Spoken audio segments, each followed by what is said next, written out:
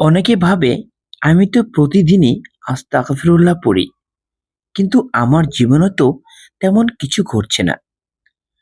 আজকের এই আলোচনা শেষ করার পর ইনশাল্লাহ আপনি বুঝতে পারবেন কেন আস্তাগফিরুল্লাহ পড়ার পর কিছু মানুষের জীবনে অলৌকিক পরিবর্তন আসে আর কিছু মানুষের জীবনে আসে না। আস্তাগফিরুল্লাহ মানে শুধু হে আল্লাহ আমাকে ক্ষমা করুন এই কথাটুকু নয়। এর মানে হলো, হে আল্লাহ, আমি স্বীকার করছি আমি ভুল করেছি, আমি পাপ করেছি, আমি দুর্বল, আর আপনি ছাড়া আমার কোনো আশ্রয় নেই। নবী সাল্লাল্লাহু আলাইহি সাল্লাম নিজে দিনে 70 থেকে 100 বার আস্তাগফিরুল্লাহ পড়তেন। যিনি ছিলেন একেবারেই নিষ্পাপ। তাহলে আমরা যাদের জীবনই গুনাহে ভরা, অদ্ভুতভাবে দুশ্চিন্তা কমে যাবে। প্রথম যে ঘটনাটি ঘটবেই আপনার মনে অদ্ভুত এক শান্তি নামবে। হঠাৎ করে দেখবেন আগের মতো টেনশন লাগছে না, অস্থিরতা কমে গেছে, রাতে ঘুম আসছে।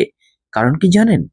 গুনাহ মানুষের হৃদয়কে ভারী করে তোলে, আর ইস্তেগফার সেই ভার নামিয়ে দেয়।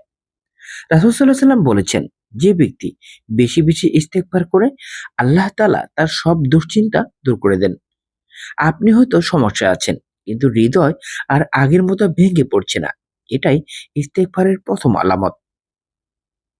রিজিকের দরজা খুলে যায়। দ্বিতীয় যে ঘটনাটি ঘটবেই, রিজিকে বরকত আসবে।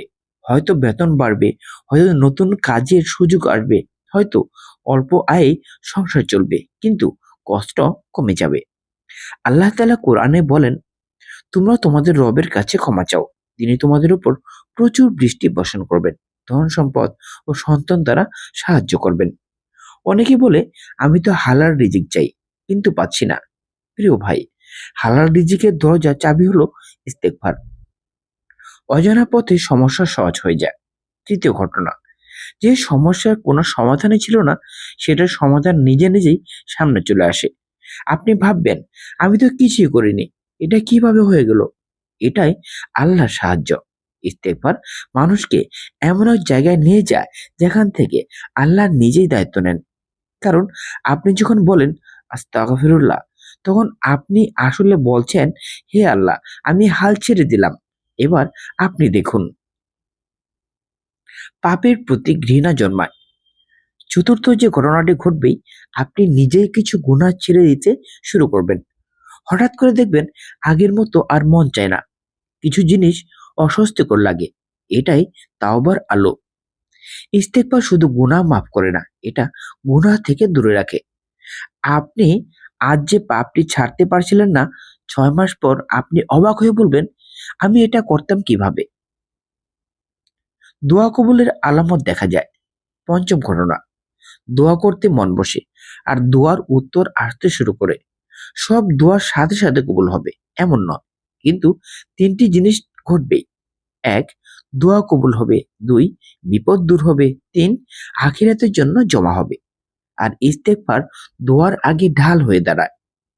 নোংরা পাত্রে যেমন পানি ঢালে না, তেমনি কোনায় ভরা হৃদয়ে দোয়া আটকে যায়। ইস্তেগফার সেই হৃদয় ক্লিন করে। কিভাবে পড়বেন আস্তাগফিরুল্লাহ? ফজরের পর, ইশার পর, তাহাজ্জুদের সময়, কান্না আসুক বা না আসুক, কমপক্ষে 100 বার প্রতিদিন। শুধু জিহ্বা নয়, হৃদয় দিয়ে পড়ুন। মুখে বলুন আস্তাগফিরুল্লাহ, আর মনে মনে বলুন, হে আল্লাহ, আর না। প্রিয় দর্শক, আপনার জীবন বদলাতে কোনো জাদুর দরকার নেই। দরকার শুধু একটা শব্দ, একটা অনুভূতি, একটু লজ্জা, আর অনেকটা বিশ্বাস। আজ থেকে শুরু করুন আস্তাগফিরুল্লাহ, আস্তাগফিরুল্লাহ, আস্তাগফিরুল্লাহ।